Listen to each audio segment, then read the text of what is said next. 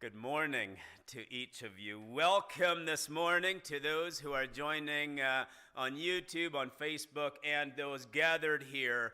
I greet you this morning in the name of a God who loves you. He loves you.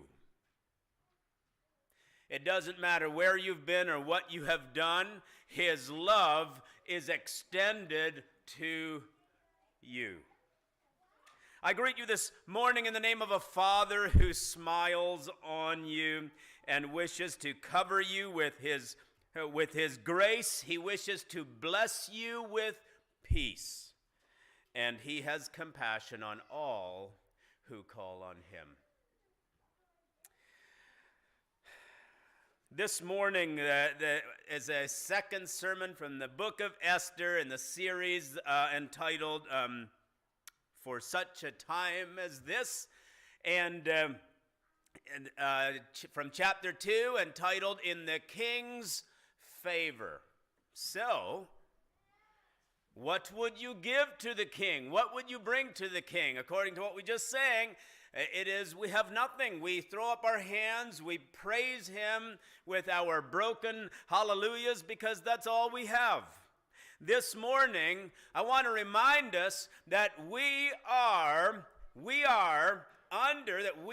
living in the presence of the true King who is alive. And His favor is bestowed on His children. His favor is granted to His children. And so this morning, it is my desire from this sermon that you recognize God's favor on you. It does not mean that you are protected from all hard things. You all know that. You have many people here, probably all, have faced very hard things, confusing things, things that are apt to devastate. It does not mean that we are not in His favor. And so this morning, I trust that you will be encouraged in that, to see that this story of Esther is more than a story, but to see that God is working even when He seems absent, even when it doesn't make sense, that His providential hand is moving. And we'll remember maybe the definition I gave you last week. The definition for providence that we're going to use is God's protective care working behind the scenes for the good of His people. God's protective care working behind the scenes for the good of His people. Have you ever asked someone for a favor? We do it all the time, do we not? Hey, could you do me a favor? And do you know that most of the time people just say yes without even knowing what it is? So many times, I think I should probably change at that point what I was actually planning. I should ask them to do something really big because they just agreed to doing a favor without having a clue what they're agreeing to. But can you do me a favor? Generally, it's a small act of kindness that we want. Can you give me a ride home? I know it's out of the way, but do you mind giving me a lift? Small favor. Would it be okay if our children came to your house on Saturday? We have a wedding. Small favor. All 17 of them? Can I borrow your car, Jack? Would you show me how to change a tire? Can you help me going over to the neighbor? This is me. He has tools and knowledge on how to use them. And so I go over to neighbor Dave quite regularly and say, Dave, can you help me? Sometimes I need a tool, sometimes I need to be shown how to use it. And Dave is gracious that way. How many of us have knocked on the neighbor's door? Do you have a couple eggs? I didn't realize that we only had 2 left. I need 3 or 4. Do you have a cup of sugar? Whatever. Favors. You see, we ask favors of people, but in the Bible, the word favor is used differently. It has a different meaning. We see that in that God's favor is on Esther. And so what does it mean to live in the favor of God? In this story, Esther finds favor with King Ahasuerus, or some of your Bibles will say Xerxes. It is the same king. And she finds favor with the king. Isn't that amazing? From Esther chapter 2. And I'm going to just read the last few verses that we're getting at today from chapter 2, verses 17 and 18. It says this, "And the king, Ahasuerus, loved Esther more than all the women, and she won grace and favor in his sight more than all the other virgins, so that he set the royal crown on her head. And he made her queen instead of Vashti." Couple things. I'd like to remind you that Ahasuerus is no longer on the throne. Ahasuerus has died. Nobody today worships Ahasuerus unless there is a rock monument somewhere that is dead, dead, dead. Perhaps people are worshiping him. Ahasuerus no longer lives, but there is a king. There is a true king who is alive. And my question is, are you and I are we living in his favor? Have we found favor with the king? What does it mean? What does it mean to find the king's favor? What does it mean to live in God's favor? It means perhaps to be covered by his grace. To be living in his favor. In fact, the Hebrew word for favor is the same word that we use for, at least in some of the contexts, for the word grace. This word is first found in Genesis chapter 6, where Noah is asked to build a boat. And it says in chapter 6, verse 8, I think, "But Noah found grace in the eyes." That's the same word. Noah was favored by God and was asked. Now, was Noah's life easier because he found God's favor? Those of you who know the story know the answer to that. His life from that moment forward became difficult, became harder. The mockery, the doing a ridiculous thing by faith because God asked him to do it, because he was living in God's favor. Favored by God, covered by grace. Are you living in his favor? Pardon me. All right. So, there's two things that I'd like to mention now, just before we get into the text, and then we will recap that at the end. God's favor is not fair, and favor is not free. If you are living in God's favor, it is necessary to know that it is not fair. It is not quite the same for each person. In fact, God is not fair the way we see fairness. And this is something, some of you know that I'm a school teacher, and for a long time, I believed that fairness was giving people equal things. That's not fair. Fairness is giving each student what they need, not keeping it the same for everyone. Different students have different needs, and if I am a fair teacher, would require more of some than of others. Favor is not fair. Fairness is giving or getting what we need, not having it the same for everyone. And it's not fair. God is less concerned about fairness than that we use his favor. It is necessary for us to know that with God's favor comes great responsibility. And our responsibilities are different. Your responsibilities, some of them are unique to you. Your situation is unique to you. And with God's favor comes great responsibility. Esther is about to find this out. right? If you know the story of Esther at all, you know that after becoming queen, she discovers that she is going to have this tremendous responsibility. The second point, living in favor comes at a great cost. God's favor came at a cost that I am unable to put into words, right? To live in his favor means to live in his grace. To live in his grace means to live in his forgiveness. What was the cost of that forgiveness? There is no higher price that could be paid than for the God of the universe to give his Son as a sacrifice. Living in the king's favor brings responsibility, and it is not free. In Esther chapter 2, there are three scenes that we're going to look at.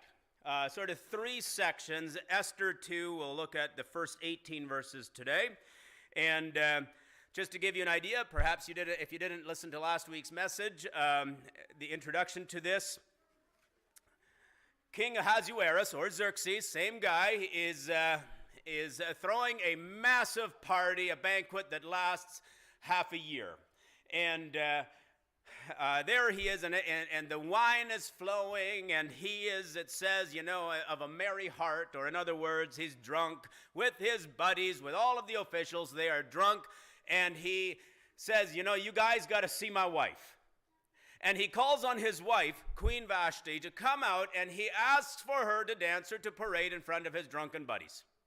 And she says, I'm not going to do that. And it is likely, and in a few times in that chapter, it calls Vashti very beautiful. And it is likely that on that terrible scene, that he was asking her to wear nothing but the crown. What Vashti did was incredibly courageous, and she ought to be applauded by all of us and for standing. And so this angers King Ahasuerus, that she does not obey him. And he goes to his counselors and says, what do I do to my queen who didn't obey my orders? And they give bad counsel and say, you need to banish her, otherwise women from all over the kingdom are not going to obey their husbands because of the example that she is setting. And King Ahasuerus says that's true, and he banishes her from the palace, and we never hear of Vashti again. Chapter 2 starts like this. After these things, when the anger of King Ahasuerus had abated, he remembered Vashti and what she had done and what had been decreed against her. Now, it is likely after he sobered up and after these things there's a little bit of a time span between chapters 1 and 2. This is not the next day. It is possible that this king even regretted that law. We don't know. There's a few other things going on just for interest's sake for the historians here. During this time frame, now you will remember during this time frame, the Persians, they are the Medo-Persian Empire is the largest empire on the planet. It is powerful, established by his grandfather Cyrus. Cyrus establishes the kingdom, and then his son Darius was the efficient ruler, made it this powerful empire, and now we have Darius's son Xerxes, or Ahasuerus, and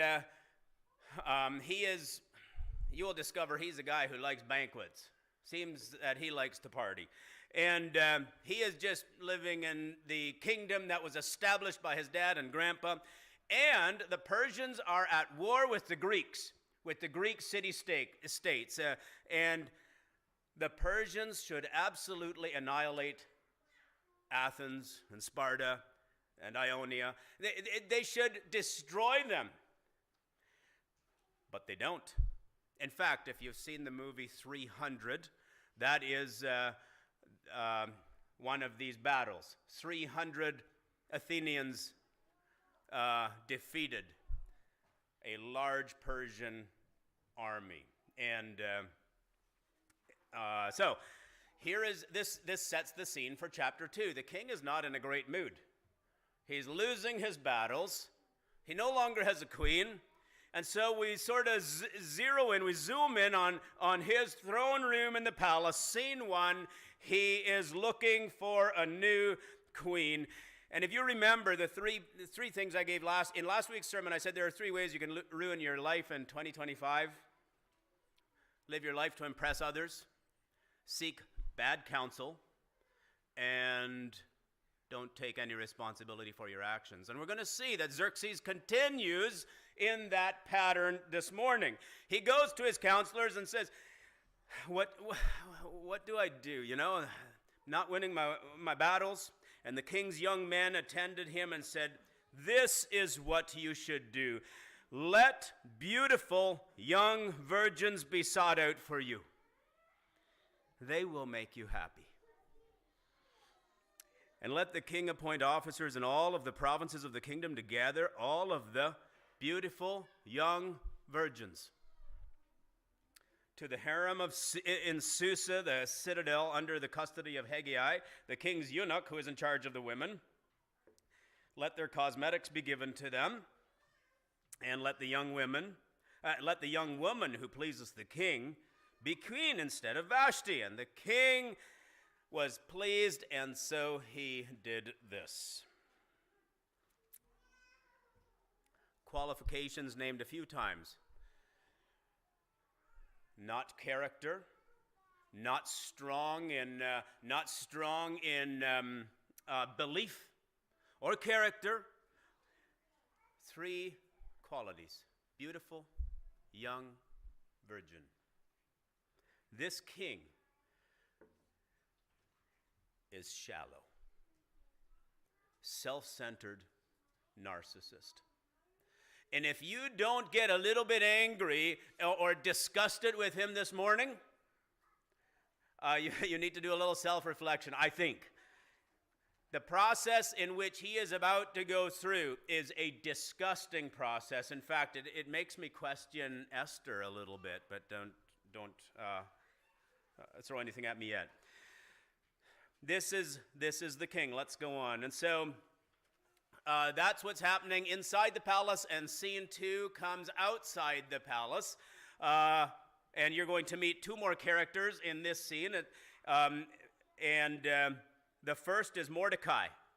Mordecai, he is a servant for the king. He doesn't know the king. The king doesn't know who Mordecai is. He's just one of the workers out there, and he is the keeper of the gate. Mordecai has a fairly privileged position. Nobody knows how much listening he's doing to those who are walking by. He's disregarded. He is a nobody. He is a captured Jew in exile in Susa in the Babylonian captivity. And his name even is Persian. We don't know what his Jewish name was, but Mordecai is a Persian name. Many believe that it's a name given to him when he received his position here, and perhaps named after Mordecai. Marduk. Marduk was a Persian god. He's not close to the king. The second character you'll meet here is Esther. But that's not her name either. Esther is a Persian name. Her name is Hadassah. Hadassah was born in another province. Hadassah's parents died. Her dad, Abihail, he died when Esther's mom was expectant with her.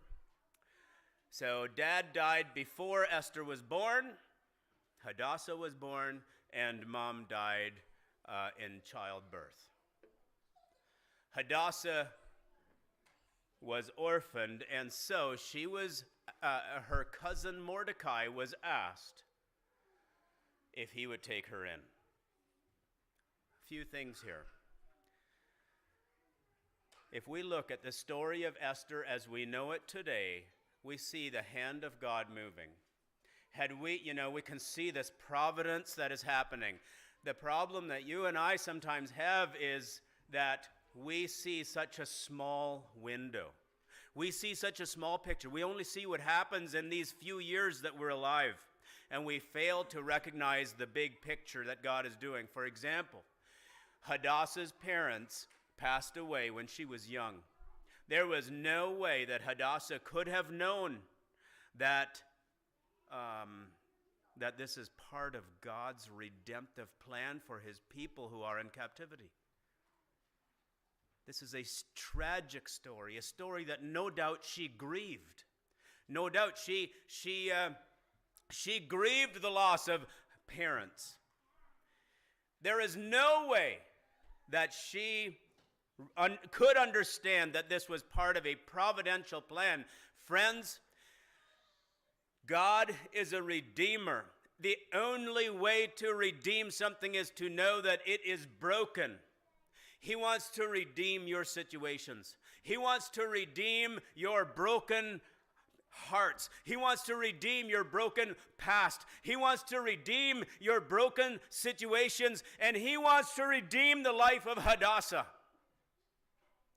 And so, cousin Mordecai, he says, Hadassah, come with me. Understand also that the Jews are in captivity. The Jews are in captivity because of their rebellion against God, because of their disobedience to him, because of sin. They are in this Babylonian captivity. And that's how Mordecai, because of this terrible situation, that's how Mordecai ends up at the king's palace as keeper of the gate. God uses broken situations to fulfill his purpose. If your situation is broken, it does not mean that he is absent. It does mean that you are living in a broken world, that you are living in a sin-filled place. And so, outside of the palace, this is what is happening. Now, there was a Jew in Susa, the citadel, whose name was Mordecai, the son of Jair, the son of Shimei, son of Kish, the Benjaminite, who had been carried away from Jerusalem when the captives were carried away by Jeconiah, king of Judah, whom Nebuchadnezzar, king of Babylon, had carried away. He was bringing up Hadassah. That is Esther, the daughter of his uncle, for she had neither father nor mother. The young woman had a beautiful figure and was lovely to look at. And when her father and mother had died, Mordecai took her as his own daughter. Let's read on. And so when the king's order and his edict were proclaimed, verse 8, and when many young women were gathered in Susa. So you remember what this edict was. It was, sent words out all of the provinces. Anyone remember how many? 127. This was a massive kingdom, not like 10 provinces of Canada. 127 provinces. Put the word out. Beautiful, young virgin. That's it. And the young women were brought to the palace. Young women had gathered in Susa, the citadel, in custody of Haggai. He would have been the eunuch that was in charge of the women. And Esther was also taken into the king's palace and put into the custody of Haggai, who was in charge of the women. And so the young woman pleased him and won his favor. And he quickly provided her with the cosmetics and her portion of food, and with 7 chosen young women from the king's palace, and advanced her and the young women to the best place in the harem. Esther had not made it known to her had not made her people or kindred known, for Mordecai had commanded her not to make it known. And every day the keeper of the gate, every day Mordecai, he walked in front of the court. This is quite a guy. He would just be watching the gate. He's in charge. He needs to know who's coming and going. That's his job. But what else does he do? He does some reconnaissance, and he is still looking out for Esther, and he walks past the front of the harem to learn how Esther was and what was happening to her. And now let's just pause for a minute and think about the women who have come together. So they're all beautiful, they're all young, they're all virgins. For some of them, perhaps this seemed like a great opportunity. Oh, to become queen. Perhaps for some of them, this would be a relief from their terrible lives. For some of them, they were brought. Some did not come because they wanted to. Some of them got told, "You're coming." They were now facing an impossible situation. For some of them, they saw this as the beginning of a life of doom, of going through this process. And, pardon me.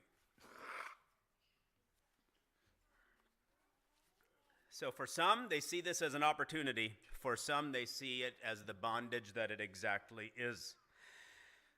Esther did not tell the eunuchs or the king, anyone, that she was a Jew, and I don't know why for sure. We might come back to that point. Let's go on. So here we are, and they are preparing to go before the king. Now, when I was a child, I thought that this was a matter of walking before the king. This is a lengthy, disgusting process that the king is doing.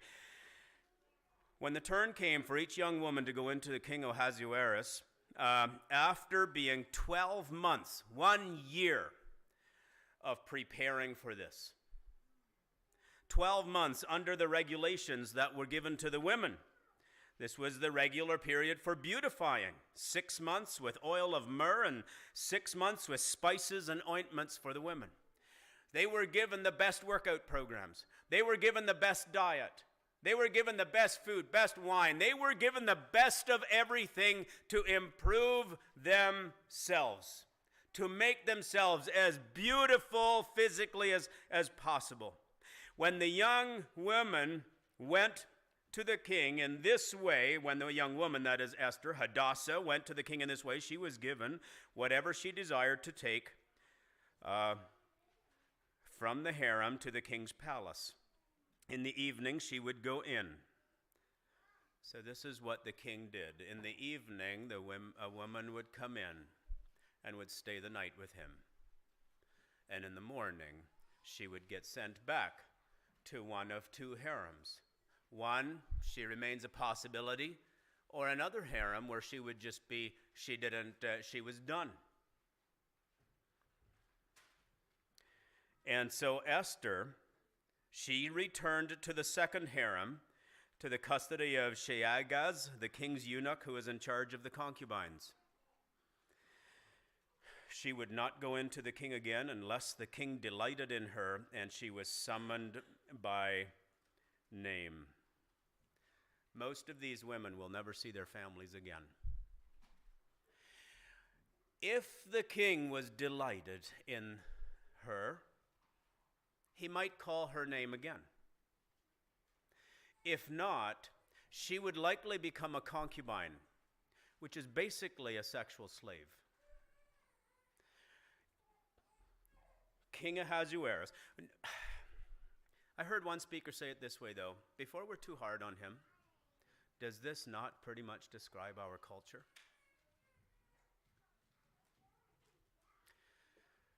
Perhaps we ought to get disgusted with that also. The lewdness, the crassness, and friends, you and I are called out, called to live in this culture, in the favor of a king who smiles on us and calls us to live faithfully above the sin. He has called us out of the darkness and into his marvelous light, is how it's described. You and I need to go into these places. We need to be part of this culture. We don't separate ourselves from it.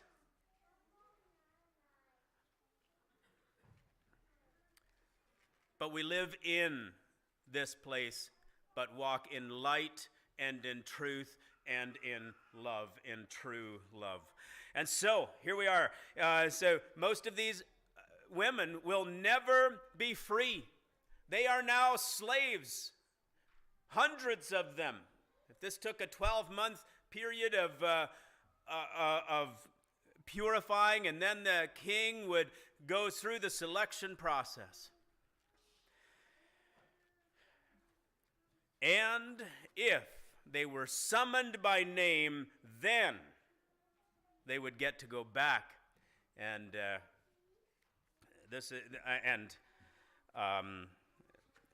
they're still in the contest, I suppose. Let's go on. Scene 3 in the last few verses is Esther becoming the queen.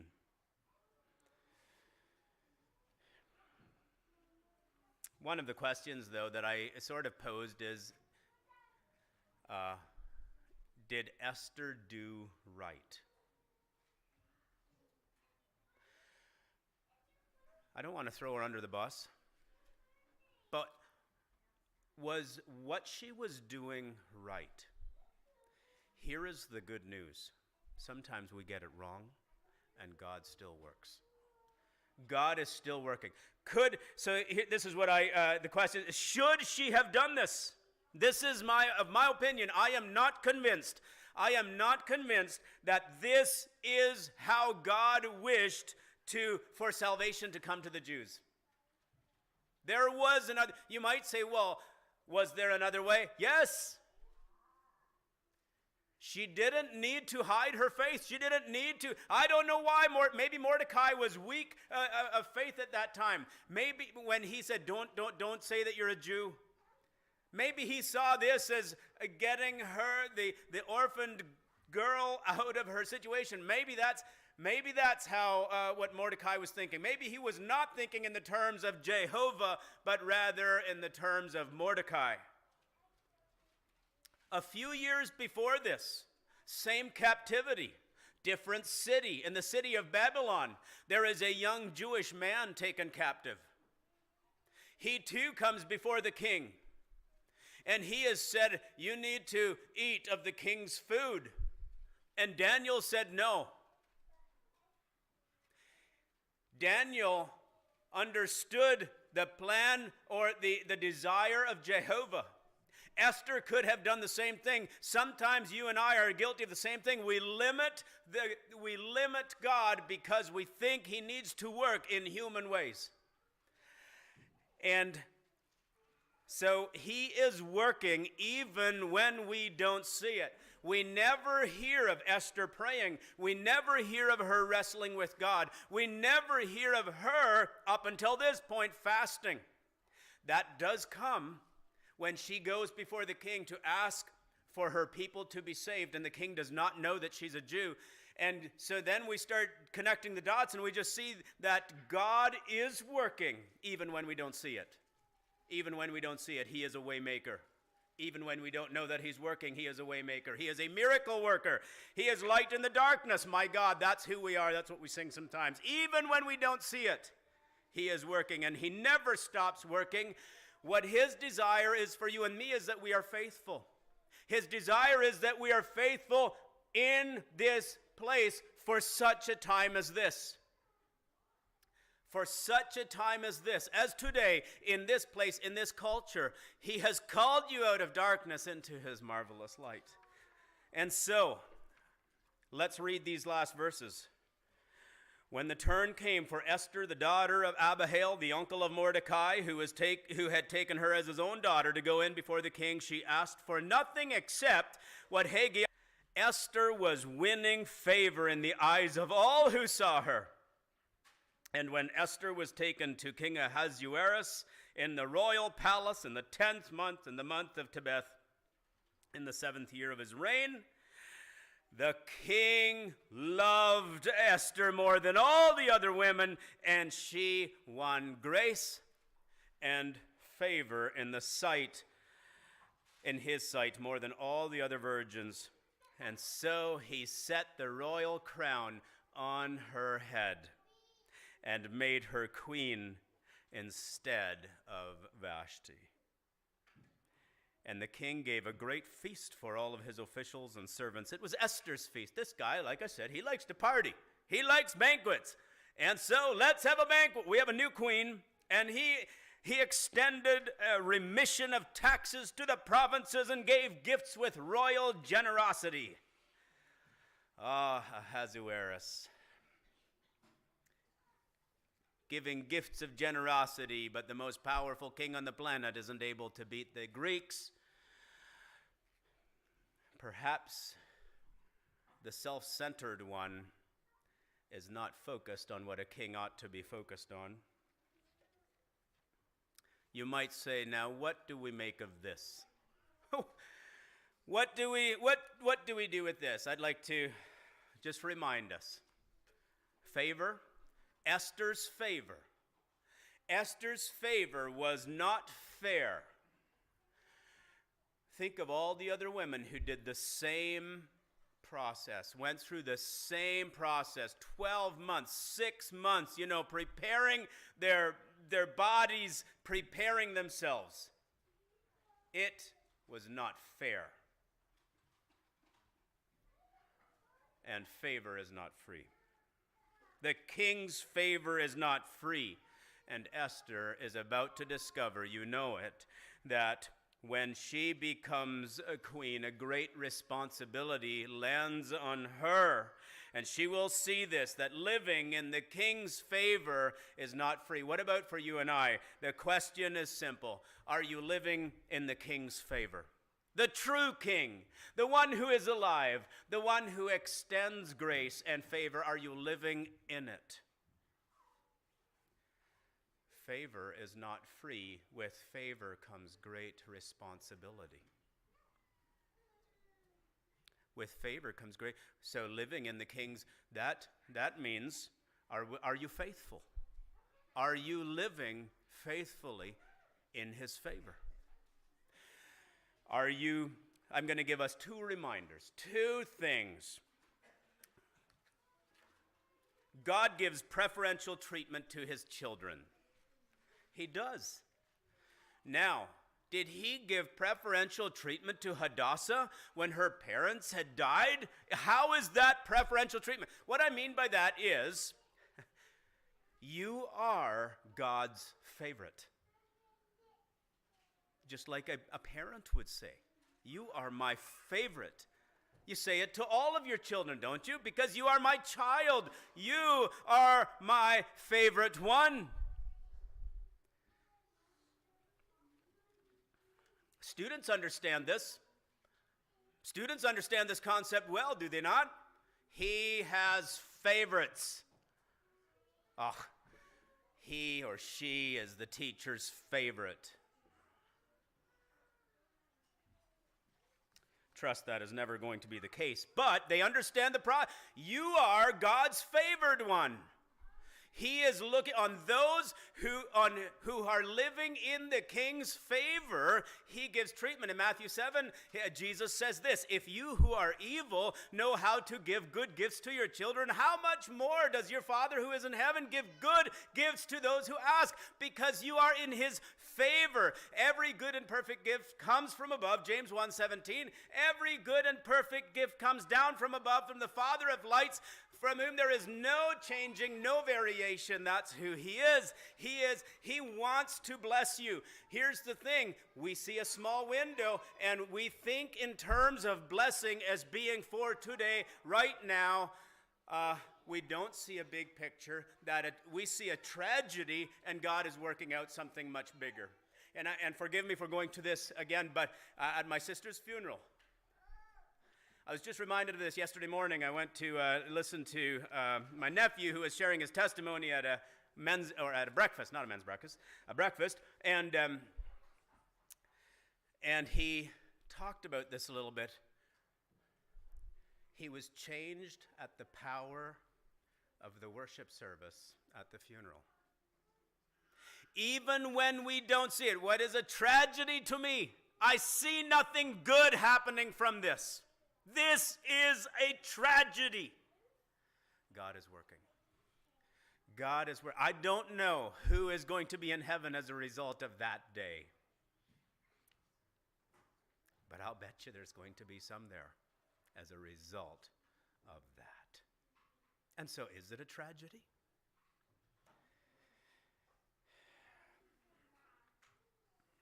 God gives preferential treatment to his children. He gives good gifts. Sometimes, though, we don't recognize those gifts. When we are still weak at that time, here is the best gift, preferential. The best gift when we were yet sinners. Romans chapter 5, it says this, scarcely for a righteous person someone would die. Very seldom. But God shows his love to us that while we were sinners, he died for us. You don't deserve it. Do you want what you deserve? I don't want what I deserve. I deserve hell. Favor is not fair. It's not free. God's gift to us came at a tremendous cost. And the last thing, we are blessed to be a blessing. We are blessed to bless others. If you are blessed, God's desire, again, it is not free. His desire for that means if you have extra money, his desire is that you use that for his kingdom's sake. If you have, wherever you are, the people in your life ought to be blessed by you if you are experiencing blessing. It is not to be kept to ourselves.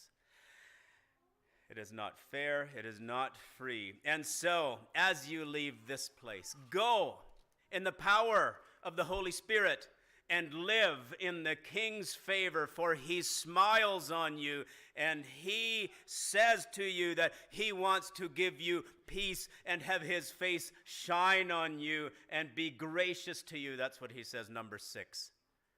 That's what he says. Go in the King's favor. God bless you all.